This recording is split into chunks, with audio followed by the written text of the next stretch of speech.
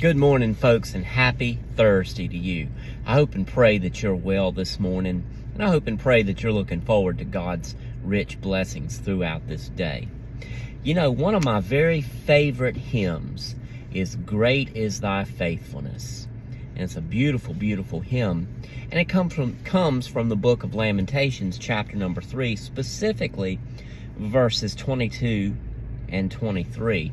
And you all know the story of Lamentations. It's written by Jeremiah, and Jeremiah is known as the weeping prophet. Therefore, the term Lamentations, the root word is lament or mourn or be sorrowful.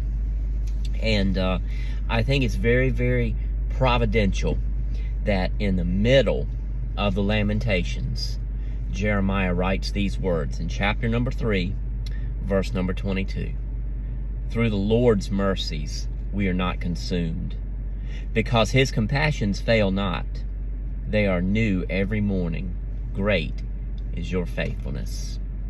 Think about this. As I said a minute ago, we find this passage in the very middle of the Lamentations. Lamentations is 5 chapters long, and in the middle of it, we'll say bookended on either side by lamentations, by sorrow, by mourning, by grief.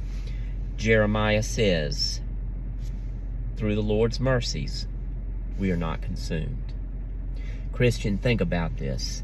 No matter what you may face on every side, a lot of folks are dealing with illness right now. A lot of folks are dealing with pain. A lot of folks are dealing with grief. We talked about a few during prayer meeting last night. So many dealing with some very difficult situations. And they come at you from either side. Notice I do that deliberately, bookended.